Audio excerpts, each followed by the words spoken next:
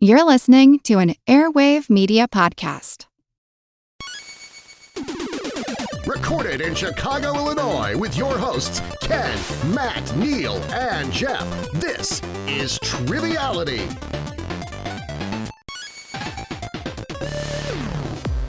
Hello and welcome to Triviality, the game where a lack of seriousness meets a little bit of knowledge. My name is Neal, and I'm here with Jeff and Matt. How are you both? Feeling good. I got a lot of leg room over here today. You do have some leg room. We have the new studio here. Ken is very sick, and and it's a smaller room now than it was before, and we don't have as much circulation. So he would cough directly on me, so we would not allow him. Yes, it would be the Triviality plague. We're hoping to not be sick over our slight holiday break that you won't know about, but we will know about. Yeah, would be Ken. So yeah, every year we take a summer and a winter break, but you would never know because we never miss an episode. But we try to recharge and reset and get some more blood transfusions. You might notice when we make references from 4 months ago. Yeah, right. Yeah, that's true. What a Bears game! Snow that's coming out in July. Yeah, right. It's crazy. But no, yeah, we're here. We're excited to play a great game today, and we have just some wonderful guests. We might as well just get right to it. Our first guest we're going to introduce is going to be our host today. We have to figure out some sort of jacket situation for him. Oakland 5 supporter on Patreon, Matt Takimoto. How are you? I'm doing okay. Getting to spend time with y'all is, always a treat. So I'm happy to be here. We feel the same way. Yeah, it's like a Christmas treat for us over here. And hopefully, I know you're inside of a large wrapped box, so at some point I'm assuming you'll pop out, but I guess that's the surprise. Yeah, you'll never know when it happens. It just, all of a sudden, kaboom, there I am. All right. Well, I'm excited to have you here. You're hosting our game, and we need a player. Now, this player we found out before we started recording is the reason we have all of our many of our international downloads. Jeff, we were talking about the fact we presume presume. Yeah, there might be several others, right? Because we have some downloads in Africa, some in what was the other one? You said like Central Asia that we did not expect. Right, some from the Bermuda Triangle. So right, Idaho, right. So we have a lot of international downloads that we're excited about, and we're super excited to have him here. It's 1 a.m. where he's at right now, and also a Oakland 5 supporter on Patreon. Jon Schoepf, how are you, John? I'm doing great. Good morning, everyone. Good morning. Yeah, good morning. Thank you for being here, for staying up late. Tell us a little bit about yourself. Yeah, my name's Jon Schoepf. I grew up in Michigan. Family's all from Chicago, so familiar with the Chicago area. Lovely. I've been in the Marine Corps now for 19 years, and right now currently living in Japan, but in South Korea for a conference. Nice. Well, thank you for your service, and we hope that you enjoy a nice Blackpink concert when you're in Korea. Big K-pop fan. Are you a big K-pop fan, you said? That's catchy. I can't deny that's catchy. It is catchy. That's how they get you. That's why you're probably you might end up in Korea now and just live there because you're just gonna be like the siren call. But no, yeah, thank you for being here, and you've traveled around the world, which is really cool. So thank you for all those downloads and for making our international listenership look really cool. Absolutely. Happy to be here. So you're going to partner with Matt today. And what's your team name going to be, John? Just given my current proximity to the DMZ and my affiliation with Chicago, we're going to be the DMZ Southsiders. All right, DMZ Southsiders. And then depending on how today goes... This is the rare occasion where I feel like being a Southsider is better than being a Northsider. Yeah, right. Because I was born and raised a Cubs fan, Okay. Well, and John had the Chicago reference because his family's from Chicago. Yeah. So, and then we're going to be. We don't know how the show is going to go, but we're going to be the unexpected North Korea downloads, just in case. So we're hoping it's just John, like maybe one. I was hoping it was Rodman, but oh yeah, it could be Rodman or maybe Steven Seagal. You never know with him. So that's okay. I'll pass on the Seagal download. But yeah, we have our teams. Let's throw it to the rules. Matt, any preference on the rules read? Why don't we do this? Because there's a lot of different rules reads.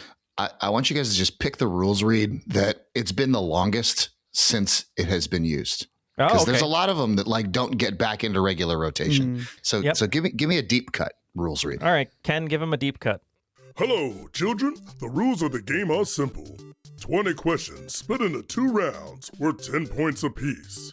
At halftime, there'll be a special swing round designed by this week's host. After regulation, players will enter the final round with the points that they have accumulated and will have a chance to wager 0 to 30 points on 5 categorized questions. At the end of the game, someone will be named the cream of the crop. I'm gonna make love to you, Dutch boy. Gonna lay you down by the fire. My life is a fairy tale, but the author is German. The cream rises to the top. All right, gentlemen, what was your guess of the one that Ken picked? Chris Hansen. He probably picked the classic one because he doesn't want to look in the folder. Okay. Because I was thinking of the ones we haven't heard in a while. I haven't heard Queen Elizabeth in a long time. Oh, you're right. yeah, We haven't heard that in a long time. Yeah. It's a classic. That's a good point. No, I'm sure he picked a one that I'm not even thinking of. So maybe he's got it like in the deep coffers. I don't know. Well, All right. Well, we got to look up the file date on the folder. We've heard the rules. We are ready to play. So let's throw it to Matt and let's see what he has to say. All right, here we go. This game has a theme. It'll become abundantly clear as soon as we get into it. But here we go. Question number 1. Jenna Van Oy made a career out of being the best friend in the 1990s, including playing best friend Stevie on The Parkers and as the voice of Roxanne's best friend Stacy in a Goofy movie. But her most iconic role was as the role of fast-talking Six Lemire on what teen sitcom? All right, Jenna Van Oy. Does that name sound familiar to you at all, John? No, name is not familiar at all with me. All right. So then I guess we're just going to have to go through some teen sitcoms. My first thought was Blossom because they had weird names. And I feel like that might be, I think it's early 90s. Goofy movie, mid 90s. What do you think of that show as a guess? Seen Blossom. I know of Blossom, but I've never seen it. The first thing that came to my head, probably because it says 6, was Seventh Heaven, but that's not a teen sitcom. But I like Blossom. Yeah, it's very dramatic. The dog doesn't make it at the end. Spoiler. And the father doesn't make it in real life. Oh yeah, tough times over there. So yeah, I guess if we have nothing else, I think we could just lock in with Blossom. Like we had a very similar discussion. I knew Blossom had really weird names. I couldn't 100% confirm it was Blossom, but it felt right. So we also said Blossom. And both teams getting points. Correct answer is Blossom. All Off right. to a very nice start, everybody. Nice. Question number 2. Speaking of Blossom, an 18th century English cow named Blossom gave rise to and helped name what medical innovation? Jeff knew that right away. Let's see if John knows that right away. Do you know, John? The thing that comes to mind would be pasteurization. Is that would you consider that an innovation? I would. I think that was something with the bacteria. It wouldn't be penicillin. Wasn't from that, right? Penicillin was something different. It's the fourth member of Triviality. Penicillin? Yeah. Penicillin? No, penicillin. Okay. Because it's the fun guy. Oh yeah, that's true. Yeah, I like pasteurization. I don't know where the cow's name comes from, but I think that just might be like the sheep named Dolly. Like it's just the tie-in. Yeah.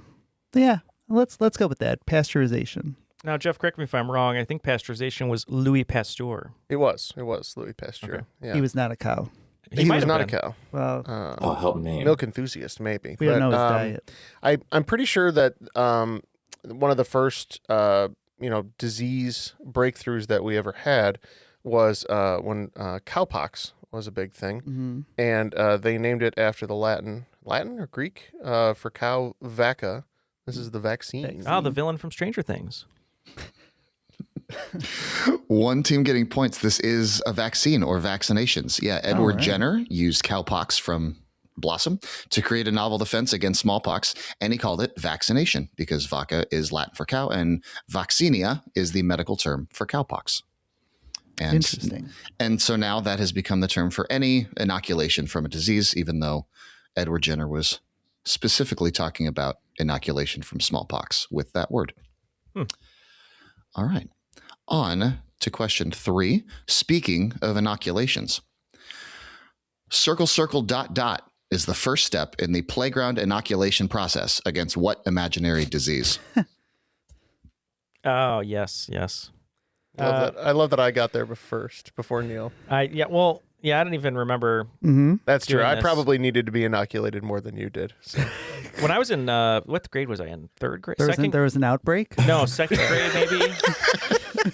I think I've told this story before, but I was in second grade. One of the kids, unprompted, just punched me in the face. Mm-hmm. We were out in the playground. It was like -5 out or whatever, and his name was Tim Hoover, and I remember it because it was like the vacuum, and he was a vacuum of energy because he was an asshole. Yeah. And so we were outside, and he's like, I'm going to hit you, and I was like, whatever, man, whatever. And then he just socked me right in the face, but it was so cold I couldn't feel anything, so I didn't move, and everyone's like, oh man, he took the punch, like steel jaw. Yeah, but anyway, Tim Hoover Could have been a boxer. Shout out to Tim Hoover. Yeah, right. I'd go down after a jab. Are you kidding me? What kind of shot did we get, John? I think it's a cootie shot. I believe it's a cootie shot. Yeah, we agree. We said a shot for cooties. Both teams getting points. Circle, circle, dot, dot. Now I've got my cootie shot. Circle, circle, square, square. Now I've got it everywhere. Was the second half of that process there. Man, cooties just spreading through the... It was a real problem. It was. Then quicksand, I remember in the 90s. I mean, everywhere. if you knew a kid had cooties, they were outcasts. They were. And not the hey ya cool kind. There was not Don't let Jenna hug you. She's got cooties. Like, oh, no. There was no vaccine for it. That was the problem. Yeah, right. Yeah, they developed that technology a little later. Mm-hmm. All right. I want to sell cooties yeah. PPE for kids. That'll be rich. That'd be great, actually. It's just shapes. Just shapes. All right. It's question number 4. Speaking of cootie, trumpeter Cootie Williams rose to prominence as a member of what noble jazz orchestra from 1929 to 1940 before leaving to join Benny Goodman's orchestra? Your first one, I know what you wrote, but I also know what it looks like on the page, and I had a good chuckle. All right. Well, we have a guess. We're going to lock in. Okay. The fact that they have multiple good guesses to choose from makes me nervous. Do you have any insight into this? I'm trying to think. So my dad he's big into music. Maybe I have all of his jazz records, and the name Cootie Williams, when I heard Cootie Williams, my first thought was I associated him with Duke Ellington. I don't know if there's an orchestra associated there with Duke Ellington. Well, it's a huge name. And I feel like if you're looking for jazz from that era, he was kind of like the guy, right? So I have nothing else. I wrote Trans-Siberian Orchestra, which I know is very incorrect. I just have it on the mind because it's the holidays. I don't know. They might be it. That might be it. But I'm good going with the Duke. Celebrating their 100 years. Yeah. So Jeff played saxophone. I was a jazz drummer. I guess I still am a jazz drummer, but I guess I still play saxophone. Yeah. So we wrote down Tommy Dorsey was a guess because I know Frank Sinatra, but I think that was later. We wrote down Count Basie, another famous one, but we thought the most famous orchestra leader around this time probably was Duke Ellington. So that's what we went with. And both teams are getting points. It is Duke Ellington. I threw the word noble in there just to give you a little extra hint for Duke Ellington. All right, now we got to look for hints. Yep, it was. You know what this is about. This isn't your first time. The way you wrote Tommy Dorsey, it looks like Tommy Dong. He might not have. Frank Sinatra probably was called Tommy Dong if you know his background. The Tommy Dong Orchestra only plays swing music. All right, on to question. They're a big band, if you know what I mean. Ooh, hello. On to question 5. Speaking of Duke Ellington, one of Duke Ellington's most enduring compositions is a suite of arrangements from what 1892 ballet by Tchaikovsky? All right, they are locked in. Tchaikovsky ballets. We got a couple to choose from. Which do you have any off the top that you're thinking of? The Nutcracker was the first one to mind for me. 'Tis the Season also. Was Swan Lake him also? I think Swan Lake was also him. Those were the two that I thought of initially. Yeah, I can't put a clue with either one of those. Like Sweet doesn't go into one of those perfectly. At least not that my 1 a.m. brain will capture right now. So just with the season, I think Nutcracker is probably the Tchaikovsky I'd go with. I agree. Let's go with the Nutcracker. We went with the Tchaikovsky we know. We said the Nutcracker. Both teams getting points. This is the Nutcracker. Some of my favorite holiday music is Ellington's Nutcracker Suite. Really good, classy Christmas party vibes. I don't know how I missed that. I know, me too. I got to go listen to that as well. After 5, looks like South Korea with 40 points, North Korea with 50 points. That's not going to be North Korea was on top was geographically. We're deciding international diplomacy through general knowledge so basically, trivia. We have to throw the game is what is going to have to happen at the end, just so that we keep things honest here. I don't know. I don't want to get clipped in the middle of the night. Yeah, actually, we should probably let you guys win. For safety. All right, on to question 6. Speaking of the Nutcracker, Tchaikovsky's Nutcracker Ballet is an adaptation of a short story by what 19th century French novelist who is more famous for adventure novels like The Count of Monte Cristo? No, we're good. We are good. Where's Ken when you need him? I feel like when I hear it, I'll be mad because I should know it because it's been said on the show probably dozens of times. And some might call you this name if you don't get it. I was gonna tell him that as a nicety because tis the season for generosity. Okay, so it's a name. It's a French name, something that we've probably heard before. We've been thinking about for a little bit. And John, you came up with a French name. What were you thinking? Yeah, Dumas is where my brain is at right now. It's Dumas. When you were a young child of maybe 7 or 8, you don't remember running around the playground and insulting your friends by saying, "You're the author of Count of Monte Cristo." I don't. Yeah, we said Alexander Dumas. That's why I was punched by Tim Hoover. So you had it coming, is what you said. I thought you were the victim here. You know. Good guy. Both teams are getting points. This is Alexander Dumas, or as the Shawshank Redemption will tell you, Alexander Dumbass. All right, on to question 7. Speaking of Alexander Dumas, did you know that Alexander Dumas is a quarter black? His father, Thomas Alexandre, was born in the French colony of Saint-Domingue, which is now what country? Ooh. His dad's a badass. Oh, yeah? Yeah. All right, let's go over some French colonies. I'm done. Do you have any? Saint Dominique makes me think it's going to be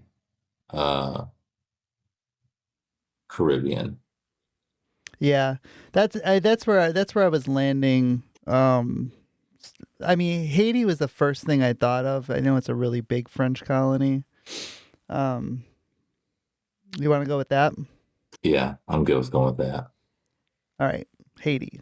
We agree. I think his dad was part of the enslaved uprising that led to the freedom of Haiti. And both teams are getting their points. This is Haiti, and yeah, Thomas Alexandre Dumas is a badass and did some cool stuff and is worth reading up about.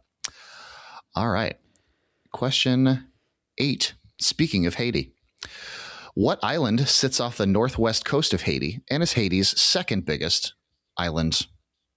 Holding, I guess what you call it. It was a notorious pirate hangout and stopover during much of the 17th century, so much so that it is featured in many pirate movies and television shows. Most notably, it's a setting in each of the first 3 films in the Pirates of the Caribbean franchise. All right, Neil, this is where your pirates knowledge comes into play here, because I know a lot of islands. I don't know this offhand. But you have heard of it. But I'm sure if you gave me some suggestions, I might be able to narrow it down. I haven't seen those movies in so Neil's long. face is suggesting he is not a connoisseur of pirate I don't think movie it's lore. this. Yeah, it's been so long. You guys are locked in? We are going to lock in. All right, they're locked in. Let's talk about islands. So, I think yes. So Haiti is on Hispaniola, right? Mm-hmm. So then the other island would be Tortuga. Ah, the island of Tortuga, as made famous in that Michael Bolton song. Yeah, I was trying to think of that name from the song. Excellent. Yeah. Yes, let's go with that. Yeah, we don't have a good guess. We said Treasure Island. And one team is getting points. This is the island of Tortuga. Very nicely pulled. I had no idea. That's crazy. Yeah. I know that song. I know That's that song all too, I yeah. know about Pirates of the Caribbean is what The Lonely Island taught me. They do mention that island So quite a bit. stupid. They do. That's And that's funny. why I was like, oh, that's got to be it. Nicely done. All right. On to question 9. Tortuga is, of course, Spanish for turtle. So we got a question about turtles. Nice. There are 7 species of sea turtle. The green sea turtle is the most ubiquitous and is the only one of the 7 whose conservation status is at least concern. So not vulnerable, not endangered, not threatened. Name any of the other 6 sea turtle species. Done. Okay. You wrote something? We're part of the Turtle Club. Remember that? I Yeah. remember Am seeing I that not movie, turtle Master. enough for the I Turtle saw that Club? in the theater with Dana Carvey. Wow. Wow. With Dana Carvey himself. You were probably the only two watching it. Yeah, it's just you. Private screening. Neal and You Dana. wouldn't know because he was a master of disguise. He was there. That's right. He was the chair. There was a curious-looking employee just standing there eating popcorn. Just watching you watch the movie. That would be terrifying. Let's get back to turtles. Do you know any other turtle species? So I'm just thinking of, so when I lived in North Carolina and California, it feels like every brewery is named after some type of turtle. So you got loggerheads, you got leatherbacks, you got hogsbill. So I think any one of those would be a sea turtle. I'd probably go with loggerhead. Leatherback is loggerhead. Yeah, I think leatherback is a turtle, but I don't think it's a sea turtle. I think it's a land turtle or whatever else they would be. Yeah. So what was the other one you said? Hogsbill and then loggerhead. Loggerhead is the one I know 100% is a sea turtle. That's all over the place in North Carolina. Well, that seems great. Let's go with that then. Let's go loggerhead. I'll tell you what I came up with and why I came up with it. Teenage Mutant Ninja Turtles 2. Secret of the Ooze. Secret of the Ooze. The only Don't thing tell me we locked in with ninja as a type of turtle. the only thing that popped in my head when I thought of turtles was the large snapping turtle from Oh, TMNT 2. So we just said snapping turtle. Razor. Or was he Tonka? I I can't can't remember. All right. Well, one team is going to get points here. Loggerhead is one of the 6. Wow. The other 5. Leatherback is a sea turtle. Actually, it's the largest sea turtle. Hawksbill is also correct. So John had 3 of the 6, which is very impressive. The other 3 are flatback, and then 2 types of Ridley sea turtles: the olive Ridley and the Kemp's Ridley sea turtle. Not the Ridley Scott. No. Unfortunately. Believe it or not. I did not Calvin have Ridley. I did not have the turtles. I had breweries that were named after turtles. Nope. You know, John, doesn't- expert in turtle knowledge. Doesn't matter how you got there. Just the fact that Yeah. you knew it was impressive. Good thing I got a turtle guy on my side. That's actually one of the most true things I think about trivia. Yeah. Which is Yeah, it really no doesn't matter matter how where you you get got there. And now the next question is going to be turtles named after breweries. So hopefully you know your breweries. The next question is going to be about Ridley Scott. Speaking of Ridley, in the late 1980s and early 1990s, Ridley Scott was attached to direct a sci-fi thriller, at times titled The Train, Dead Reckoning, and Isobar, with which action hero set to star? The film was lost to development hell, but the actor would get his chance at sci-fi stardom, starring as a sergeant and a judge in 2 separate sci-fi films during the 90s. All right, Jeff, you wrote down an answer. I think it fits the clue, so let's go with it. Right. So we are looking for a judge and a sergeant. A couple different. He seems like he is the law. Do you have an idea? I'm so bad at actors' names. Right. Who played RoboCop? Ooh. Peter Waller. Yeah. Don't know. I'm not sure if that. My thought was it's Stallone, who I believe was Judge Dredd. Okay, that makes I sense. think Yes. he was a sergeant in the Rambo before. Sergeant John Rambo. Yeah. So that was my thought was Stallone. That makes But Rambo's not really a sci-fi film. I mean, don't give me clues. I'm happy. I'm happy with Stallone because I'm not coming up with anything else. Unless, let's go with Stallone. Okay. I'm mostly just trying to undermine you. But Okay, we're going with Stallone. Well, he was thinking Stallone as well, and for obviously Judge Dredd, and I'm pretty sure he was a sergeant, or at least he was a cop for sure in Demolition Man, which is sci-fi with all the Taco Bells. So yeah, we agree. We think Stallone. Both teams getting points. Yeah, this is Sylvester Stallone. Nice. Yeah, he was Sergeant John Spartan in Demolition Man, and then the titular Judge Dredd a couple of years later. Very nicely done. It's hard to think of other judges. I think I got stuck on Judge Dredd and I wasn't going anywhere. Not Reinhold or... No. Okay. After the first round, what a turn of events. This is pretty interesting. I don't know if this has happened before, but the North Koreans, perfect in the first half, and then only picking up 30 points in the second half. South Koreans, 40 points in the first half, but perfect in the second half. So the South Koreans have taken a slight lead. It is 80 for the North Koreans, 90 for the South Koreans. Very close. We mean Northsiders and Southsiders. Northsiders and Southsiders. Before we throw it to the swing round, just want to say, come join us on Patreon with Matt and John. They gave us our support, and we'd love for you to as well. You can go to patreon.com/Triviality Podcast, and we're continually, putting out content as much as we can for weekly bonuses, plus hours and hours of backlog, plus some other fun treats. But mostly, you're helping support us, even though we do have some ads from Airwave. They make up a very small fraction of any of the income that we get. It's all Patreon, but what would you say, Jeff? Like 95%, 98? 90% for sure. 90% is all from you, and it helps us continue to build our studio like we have here. Actually pay us for the tasks that we do to put out the show. We don't have any other help. It's just us four since the beginning. So yeah, writing and editing and directing and so to speak. Yeah. Performing. I don't know if we're acting. I mean, I'm acting out, but yeah, that's true. It's just basically, it's like Larry David on Curb Enthusiasm. It's just us, but like turned up to 11 a little bit. Yeah, I would agree with that. But anyway, if you'd like to support the show, and if you can't, that's okay. Spread the word. Give us a review. Tell a friend. Get some new listeners for us. But if you can support the show, you can go to patreon.com/Triviality Podcast. All right, Matt. What is the swing round today? All right, so maybe this is me jumping out of the giant present because this is about to get very silly and very stupid very fast. Yay! Fantastic. The swing round for this episode is titled Not, a Not, or Not, Nor Not. Here's how this is going to work. I'm going to give you a list of 10 words. For each of those words, you're going to have to tell me if it's not, meaning a word for zero in another language, if it's a knot, like a kind of knot that you tie, or if it's neither of those things. So not, nor not. If you don't want to do the naming convention because it's very, very stupid, you can either tell me if it's a word for zero, a type of knot, or neither one of those things. Okay. All right, here we go. Here are your 10 words. Number 1, unothi.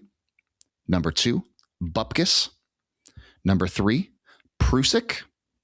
Number 4, lisajus. Number 5, zebu. Number 6, nula. Number 7, dula. Number 8, noose. Number 9, sufuri. And number 10, borscht. All right, we are going to look at these clues, and we'll be back with our answers after these messages. This episode is brought to you by FX's The Beauty Official Podcast. Join host Evan Ross Katz on the official podcast for FX's hottest new series, The Beauty, taking you behind the scenes with its amazing stars as they discuss the show's most jaw-dropping moments. Featuring Evan Peters, Anthony Ramos, Jeremy Pope, Ashton Kutcher, Rebecca Hall, Bella Hadid, Megan Trainor, Isabella Rossellini, Jessica Alexander, and Ari Grainer. Search FX's The Beauty wherever you listen to podcasts. So what do you want? What do I want? I want to use my degree for good. And in general. I kind of meant like a muffin or a latte. I want a job with a generous work-from-grocery-store policy. You are here a lot. Debbie, please, I'm working. I want a job that will change the world. Ma'am, this is a drive-thru. And some nuggets. With LinkedIn's new AI-powered job search, you can find roles that match your unique skills so you can dare to discover more. Visit linkedin.com/jobs to learn more. We are back. Both teams have locked in their not, a not, or neither, and we're ready to see how we did. So let's throw it back to Matt to hear the clues one more time. All right. So question number 1, the word is unothi. We said neither. We also said neither. Okay. No points on this one. This is the word for zero in Kosa. Question number 2, bupkis. We said 0. We also said 0. Both teams getting points. This is not in Yiddish. Question number 3, prusik. We said not, as in a knot. Not. We said not, as in a knot. Both teams getting points. This is a knot. It's used in mountaineering and mountain climbing. It's named after some Austrian mountaineer named Prusik. And there's actually a mountain, Prusik's Peak, in Washington State. I was fairly confident that I've heard Ken say that he was practicing this type of knot once. He's always practicing his Prusik. There you go.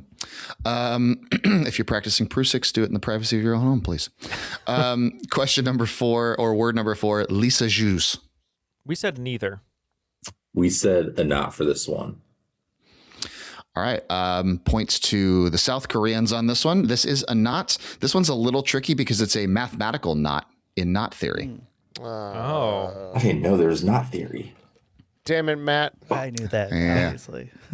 No, there's different types of knots, right? That you can't untangle, and the number of crosses and things like that. It's all part of entanglement. I've looked into knot theory. This like sounds something like someone Elaine would date that is like a professor of knot theory.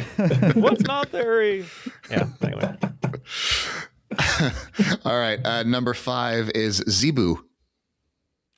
We said a knot. No, we said it's not. It's neither. not. Sorry, it's neither. it's a type of African cattle. Okay, thank you. Well, we said 0.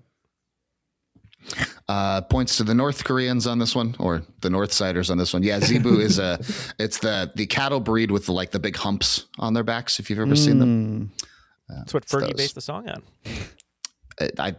I mean, I can't confirm nor deny that. Question 6, Nula. We said 0.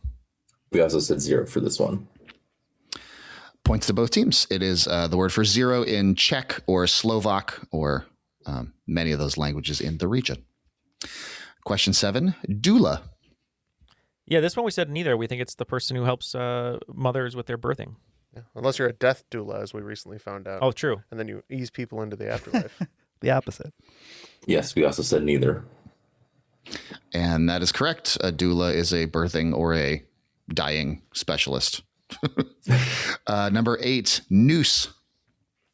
We said this one's definitely a knot. This was a knot as well. Yep. Both teams getting points. This is a knot for hanging people, among other things. Yeah, I think it's a type of slip knot. Yep. All right. Question 9. The word is sufuri. We said 0. We also said 0. And that's correct. It's the word for 0 in Swahili. And the final one is borscht. We said it was neither. We also said it was neither. Yep, it is neither. This is a Ukrainian beet soup, a cold soup. Quite delicious. We did way better than we thought we were going to do there. Yeah, you were not terrible at that. Yeah, I mean, it's basically the scores are going to be the same after the swing round. Both teams picking up 40 points, which is very respectable. The Northsiders are going to be at 120 going into the second round, and the Southsiders are going to be going into 130. All right. Let's jump right back into our regularly scheduled programming. We left off with Sylvester Stallone, so we're going to continue with Sylvester Stallone. In 1981, Sly starred alongside Michael Caine, Max von Sydow, and Pele in what film in which Allied prisoners of war square off against Nazi soldiers in a soccer match? Yeah, really underrated movie. Just random that Stallone's in it, but yeah, we're going to lock in. John, do you know this one offhand? Do not know this one offhand. It sounds like a great plot line. I gotta think because I do know that I know this. Okay, so I've been thinking about this for a long time because I know that I know the title of this movie and I don't think that I'm going to get it. So we're gonna go with the Stallone classic Tango and Cash Me Outside. How about that? Neal, if what you wrote is correct, I feel like it's correct, Jerry. The Southsiders should have gotten it, and if they had Borscht on the mind, they might have also gotten it. That's right. So the poster is really cool. It's Stallone's face because he was a star at the time with his arm outstretched, almost like what's Mr. Fantastic, and then Michael Caine's arm stretched out, and then Pele's face just right in the middle. But they make a V for victory. That's what we said. One team getting points to the Northsiders is victory or escape to victory. Either one is acceptable. nicely. So my comments made no sense because I thought you wrote Vichy. No, I wrote victory. Just my handwriting. It's another Tommy Escape Dong to Vichy situation. is a different World War II situation. All right, question 12. What term, which can be used to ceremonially describe the HMS Victory and the USS Constitution, among others, is now more commonly used to name the best, first, or most notable product or service provided by a company? Do you know this one, John? I feel like I should. I feel like I'll get laughed at if I don't know it. The first thing that came to my mind was a flagship. Oh, that makes a lot of sense. Flagship product is the one that they hang their hat on, right? It's got ship in it. Those are ships. Makes sense. I'm really good locking in with flagship then. Yeah. Yeah, we had a similar conversation. We think it's flagship. And both teams getting points. It is flagship. Very well sussed out. Yeah, the HMS Victory, the USS Constitution are like very just like ceremonial flagships, but often the flagship in a wartime situation will be kind of the one, the commanding ship. But the Constitution is quite old and should not be sent into battle under any circumstances anymore. Is that the one sitting in Boston? I forget where it it's actually in, sits at this point. It's in Boston, right there in Boston Harbor. It's the oldest. I feel like we walked by it when ship. we were at Geek Bowl at one time. Yeah, I think you're right. Yeah. All right. Well, let's talk about some flagship products then. The flagship product of this American household cleaning brand was invented in 1957 by Morris D. Roof. The name for the product has many potential origins, including the date of the inventor's wife's birthday, the number of the final compound after hundreds of earlier tests, or a reference to a powerful Chevrolet car engine that was in vogue at the time. Name this product and brand, now owned by Clorox. Nice. Locked in.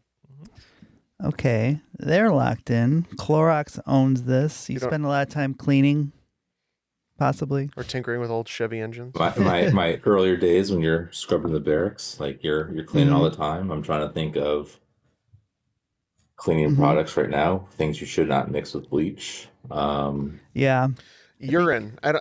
Don't clean up urine with bleach. It makes especially with the door closed. Yeah, that's a bad idea. Yeah, it makes what is that?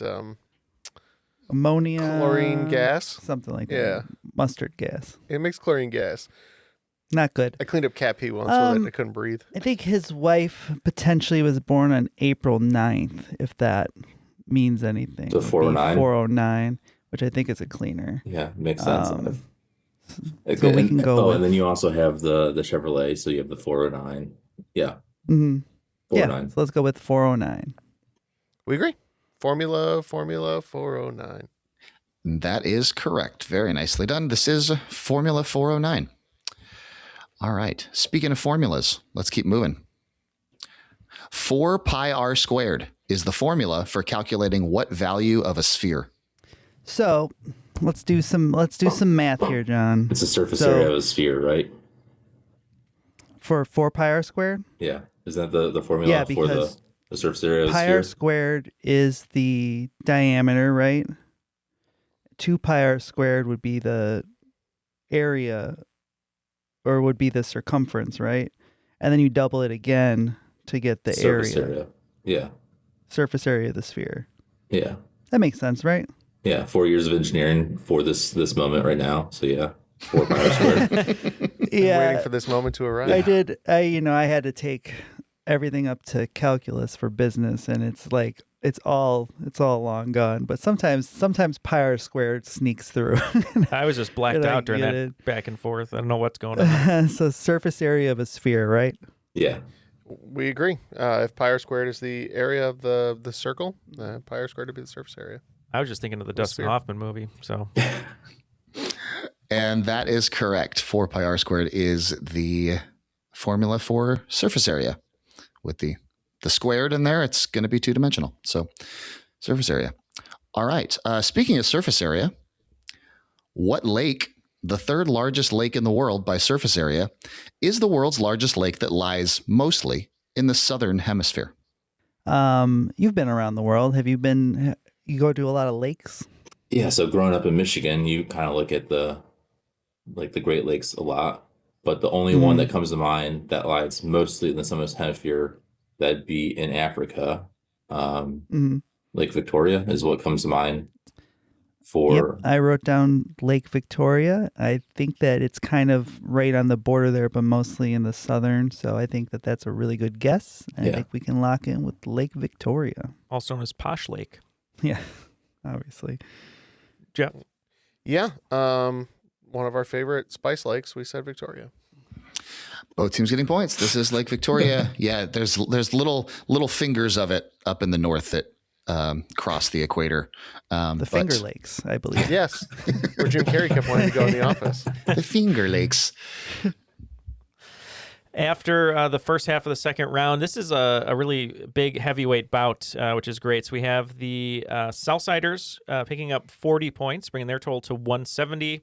And the Northsiders picking up 50 points, bringing our total to 170. So we are tied, ladies and gentlemen. Oh, man. All right. Such drama. Okay. We had a recent game where it was really close at the end because we both had like 0 points. This is like the opposite of that game. I do like this a little better. A little more fun, just based on the points. I do want to say John is a very good player, very good trivia player. Glad you've been listening to the show for so long, so I'm a little scared. We'll see what happens. And I think generally the podcasts are more fun when the questions are answerable. Oh, yes. All right. Question 6. Speaking of Lake Victoria, what name is shared by a 19th century journalist who is the first person to circumnavigate Lake Victoria, a silver bowl that was initially awarded to Canada's top amateur hockey team, and a brand of drinkware that, thanks to TikTok, experienced a boom more than 100 years after the brand's founding? Yeah, we're locked in. I knew the TikTok version of that, so I'm able to confirm. Stanley? Yeah, so you got Stanley Cup. You've got the TikTok with all the Stanley Cups that everyone had for a little bit, and that was what everyone's original thermos was. What are on people now? They moved past Stanley. Are we on a Walla, or what's the current? There was that one. Hotness? That one was popular too. I remember pre-Stanley. There was like the Hydro Flask era. There was the You guys got to keep up with it. It's really difficult. No, it's the same product for different companies. Just buy one and use it till it breaks. Yeah. Turbis was big for a little bit. Stanley, Steamer, Tough on Dirt, Gentle on Carpet. Keeps your home cleaner. We're going to go Stanley. That's not just a Midwest thing, right? They're everywhere? I don't know. Okay. Just call 1-800-STEAMER and find out. You said Stanley, right? Yeah. Stanleyware. We said Stanley. Both teams getting points. This is Stanley. Yep. The Stanley Cup just started as the bowl, and then they added all those layers afterwards to fit all the names on there. Stanley Cups still exist, have always existed, but they got real popular for a little bit because a bunch of people online decided that they'd get real popular. And then Henry Morton Stanley was the first person to circumnavigate Lake Victoria before going and committing a whole bunch of human rights atrocities in the Congo. So we won't talk further about him. Speaking of the Stanley Cup, question 7. Scott Stevens, Martin Brodeur, and Patrick Elias are all hockey legends who have had their numbers retired by what NHL franchise, who last won the Stanley Cup in 2003?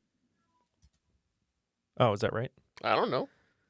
Isn't Martin Brodeur Marty B? He's a goalie, I think. Yes, the goalie. He was a netminder. Well, you might be right then. It's not this one, right?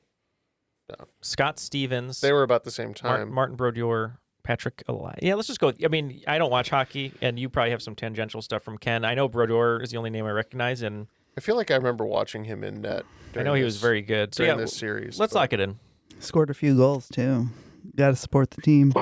Are you familiar with this, John? Yes. Glad you said that. I feel much more confident.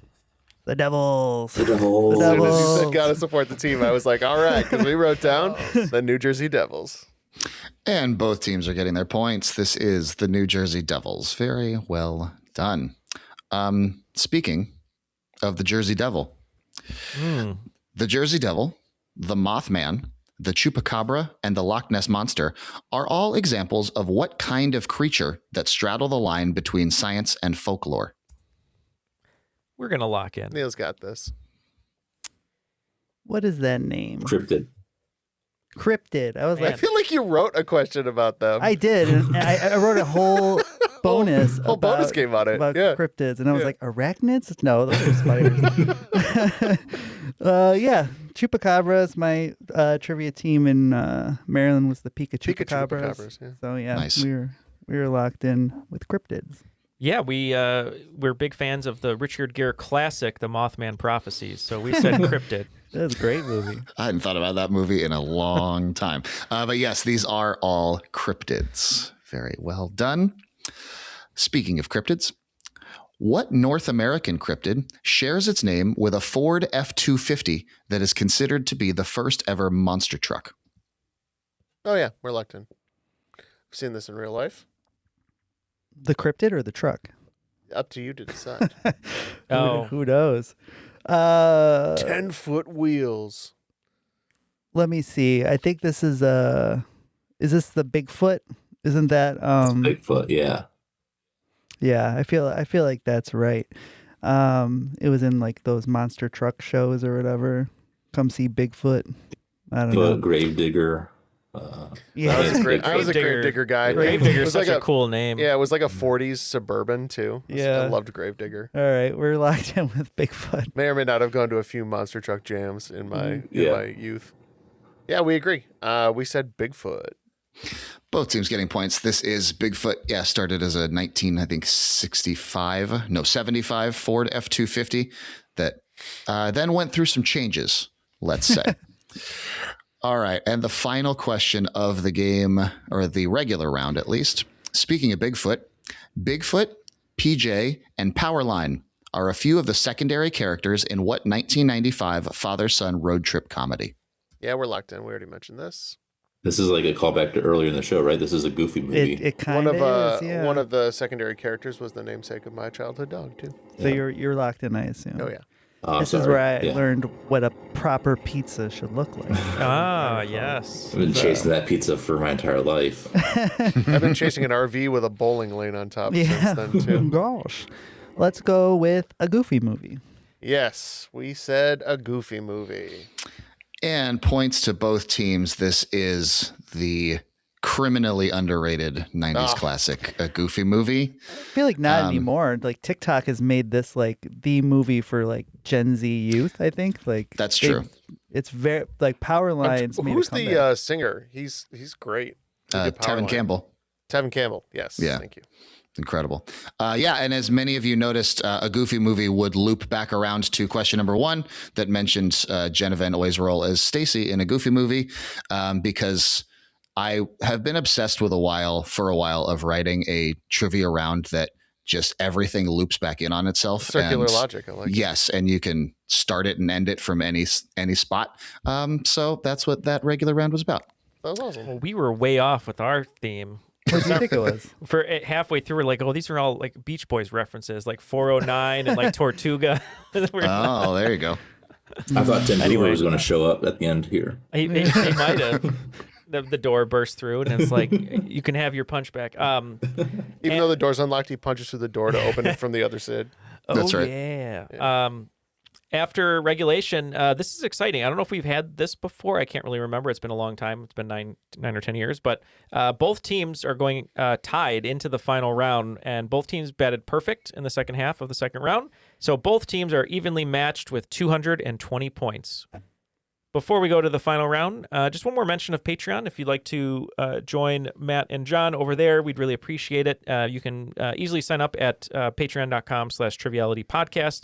One of the nice things is, I know some people don't like listening to their podcasts ad-free in the Patreon app or on the Patreon website. So what you can do is we have a RSS feed there that you can copy and paste, throw it into your Spotify, throw it into your Overcast, Apple Podcasts, all that kind of stuff, and you'll get all of the bonus content fed directly to you, so you don't have to go to the website. So if you'd like to figure all that out and access a ton of extra content, but most of all help us out, you can go to patreon.com/Triviality Podcast. Okay, what are the final round categories, Matt? Okay, so as the regular round showed, we're thinking circularly here. So keep that in mind with these questions. But your categories are pop music, sports, television, musical theater, and mythology.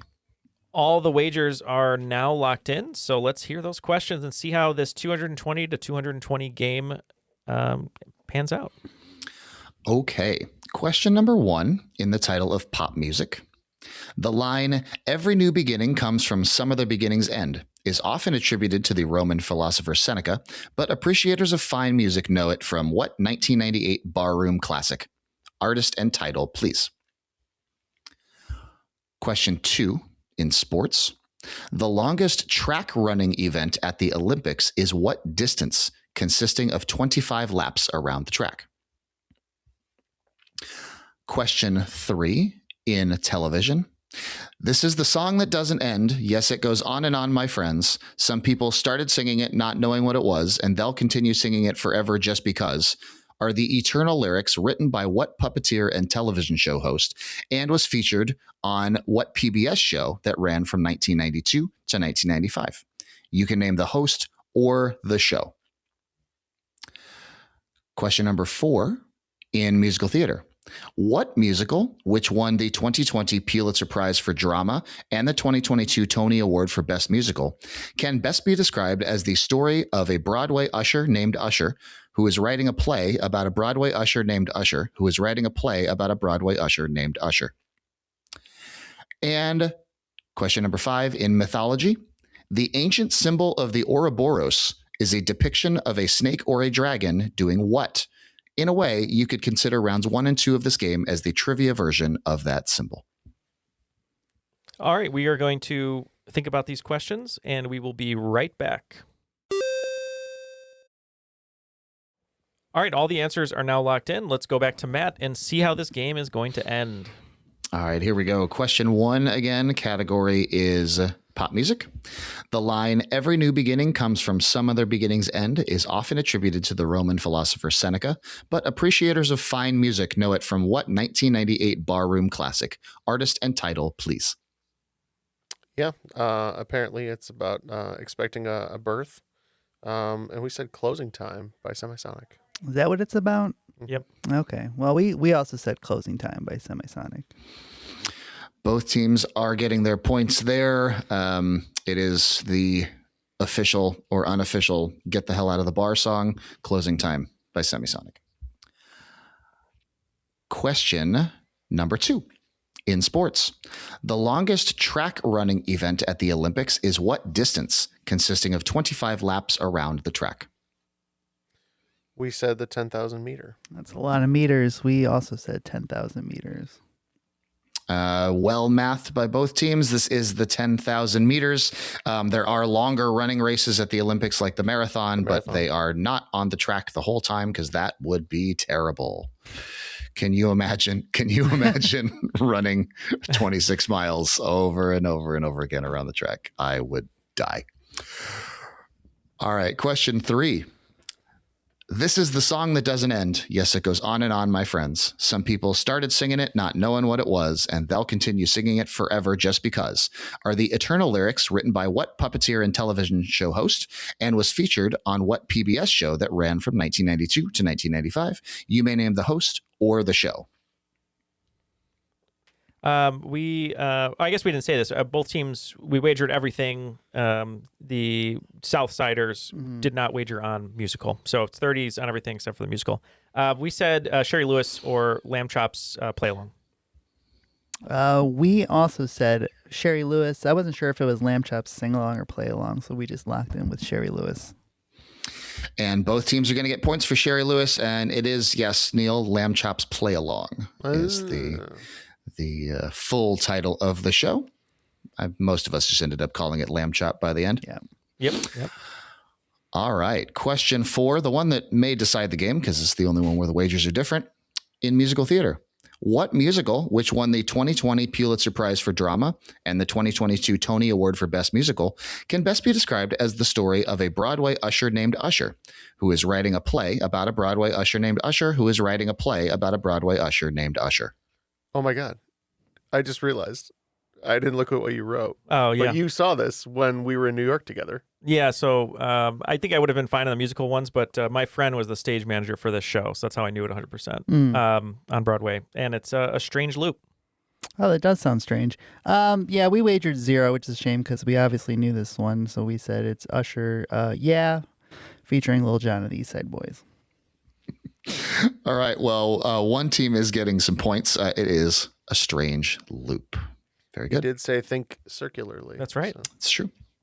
And then the final question of the game in mythology. The ancient symbol of the Ouroboros is a depiction of a snake or dragon doing what? In a way, you could consider rounds 1 and 2 of this game as the trivia version of this symbol. Yeah, we said it's a serpent eating its own tail. Mm-hmm. Yeah, we agreed. Unfortunately, we could not wager 60 on this to make up the points, but we said yes, eating itself. Is this the snake centipede? Mm-hmm. Oof. Could be.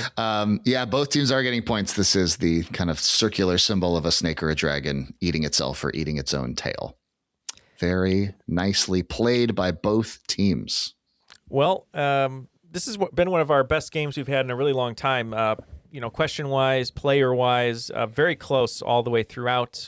So it looks like Team Southsiders are going to be picking up 120 points here in the final round. Northsiders picking up 150 points. So the final scores are Southsiders 340 and just 30 points ahead for the win in today's cream of the crop. Northsiders with 370. Oh, yes. I am the cream of the crop. Great game. That was wow, awesome. John is an all-star. Close to a perfect game. Yeah, so. Very high scoring. Tough to beat that one. You did. I mean, you played exceptionally well. John was carrying your team. Mm-hmm. I didn't know much of that. 340 stuff. Wins most games of Triviality. Yeah, we got some bonus points for more turtles. Yeah, right. That's true. Well, we'll just say after the fact now that you got, because you named those other turtles, we ended up tied. We are now turtle enough for the Turtle Club. 29 bonus points for those two. That's turtles. right, 29 bonus points. So you still lose by 1. So let's start with John. It was so nice of you to stay up super late. We know you're in Korea. You're traveling around to play our game, and you played so well. Any parting words before we let you go? No, I just hope everyone in Chicago, you guys are enjoying the cold, and you're enjoying Ben Johnson from the Lions over there. Yeah. Oh yeah. And then everyone else, I love taking you guys around the world and listening to you guys whenever it comes up. So I'm happy this is my first time on the show, and I thank you for the good game. I didn't stay up. I went to sleep, and then I woke up again to play, and I'll go to sleep right after this. Yeah, you didn't see it, but when these guys won, they did take their shirts off in the locker room here, too. So. We did. Everyone gets free hot dogs. Everyone gets free hot dogs. Well, yeah, John, it was so nice having you here. We'll have to have you on when we come back and start recording again, and maybe we'll see where in the world Jon Schoepf is. Maybe we'll be somewhere else recording from. That'd be great. Yeah, absolutely. Thank you. All right. Of course. Thank you so much for being here. And Matt Takimoto, always a pleasure to have you here. You are a gentleman and a scholar. Any parting words from you, sir? No, thank you for being on. Thank you to all the Patreon subscribers for supporting good trivia. If you want to listen to more good trivia or support more good trivia, you can find me and a bunch of other co-hosts at the Benchwarmers Trivia Podcast, sports trivia for those of us who rode the pine. We have a Patreon as well if you want to support us. So thank you. And what's the Patreon? Not a sponsor, just good people. Yeah. So our Patreon, we do, I think it's at Benchwarmers. It's either at Benchwarmers Trivia Podcast or at Benchwarmers TP. I can't remember which one. But yeah, we do a monthly bonus episode for our listeners, which tends to be a lot of fun because we get to swear on it unbleeped. And we also, if you subscribe to us on Patreon, you kind of have first dibsies or a little early access if you want to come on and host or play a game with us. So awesome. Well, yeah, as you said, if you want to learn more about sports, you kind of get all your sports knowledge over there. So thanks for being here, Matt, putting that game together. Thank you to both of our guests for joining us today. And we just want to do one more final thank you, which is our friends at... Is that Airwave Media? It is Airwave Media. Their tagline, Constantly Curious. I don't know if that's new, but I just decided to say it. It seems like it's their new tagline. But yeah, if you'd like to go there, they have some podcasts at airwavemedia.com where you can find my other podcast, Curated by Chance. I'll just say it since that's off the top of my head. You can check out the U.S. versus China face-off with Jane Perlez and Rana Mitter. I guess if you want to, doom scroll. And then if you'd like, you could go to In the Test Kitchen is another podcast. So yeah, go to Airwave Media, check those out.